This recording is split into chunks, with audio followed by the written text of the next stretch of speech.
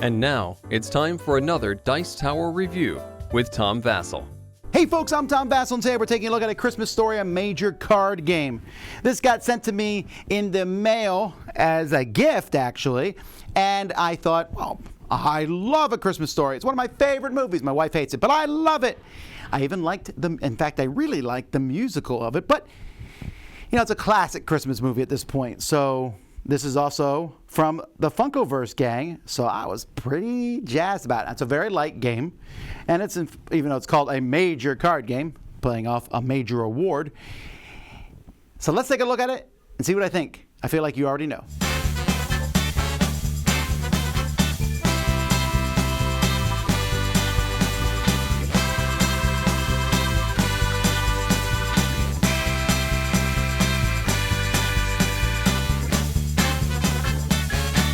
You're always going to play with the decoder pin and the BB gun and the two bullies.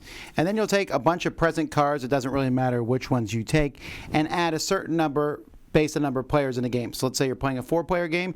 You'll add 1, 2, 3, 4, 5, 6, 7 of these cards.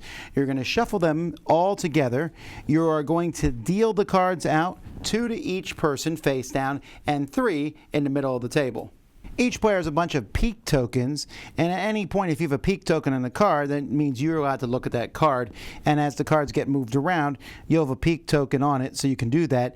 If everyone has a peek token on the same card, then you just turn the card face up at that point in time.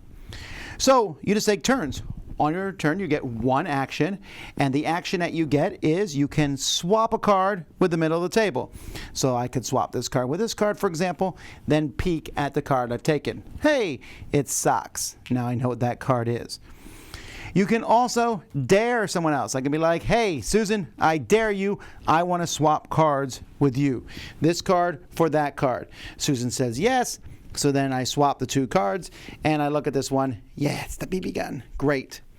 If Susan had said no, that's not a problem. Then we don't swap them. I get the leg lamp, and my opponent, Susan, has to pick one of the cards to turn face up. So maybe she shows that she has the decoder pin. Ooh. Now, once you get this leg lamp here in front of you, you can do it. You can turn it in for 3 different things. You can peek at one of your own cards for free. Ooh, I got Grover Dill. That's a good piece of information to know.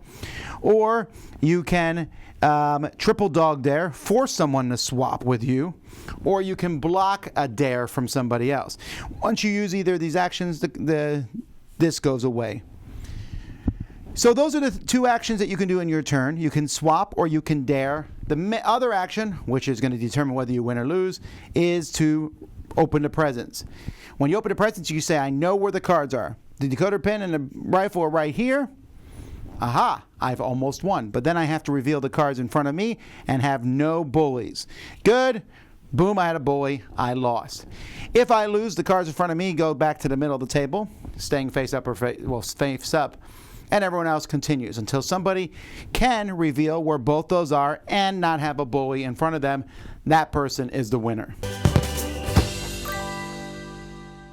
So the game has all these little tokens in. They're fine. They made way too many of these tokens. You will not need that many of them.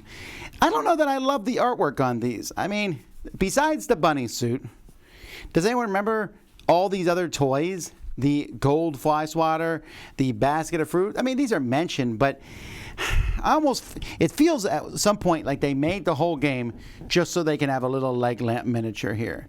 Ooh. Yeah, but the components are fine. It's basically what I would consider to be a micro game.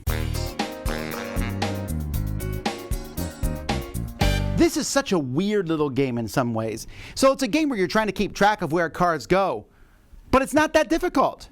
And it's really easy for someone to go, there's the 2 things. Do I have bullies? No. Boom, game over. The double dare part of this game, I triple dog dare you. It's not even really a dare. It's like, do you want to be smacked or punched? I'll take smacked, please. Because it's switch cards, which you usually don't care about, but you're like, I don't want a bully. But if I don't take the bully, I'm going to give you that leg lamp, and then you can do pretty much all kinds of cool things with that. So it's a lose-lose situation for the person being dared, which again is very similar maybe to the person who's licking, something in the cold of the winter. But There's nothing to this game. You are literally switching cards, looking at them until you know where things are. There's no bluffing. I mean, I could be like, I dare you to switch these cards. Oh, I'll let you do that. Oh, you didn't give me a bully? You actually took... I played this game multiple times looking for something there. The theme isn't there. It's not there component-wise, and it's not really there, in the way the game works out. All those great classic moments from A Christmas Story, they condense it down to figuring out where the presents are. This feels like a cash grab. It really does. It feels like they want people to walk in a store. It's Christmas time, a Christmas Story card game. That sounds like a good Christmas stocking stuffer, and give it to the person. But as someone who's a fan of the movie and a fan of good games, this one does justice to neither. And I can't really recommend it, even as a micro game, even as a quick, simple thing. There's so many other little card games that do a better job at this one and don't try to cash in on my nostalgia, for which I have very low tolerance. So I don't recommend this one at all. I'm Tom Vasel. You've been watching The Dice Tower. Dice Tower Judgment, you'll shoot your eye out, kid!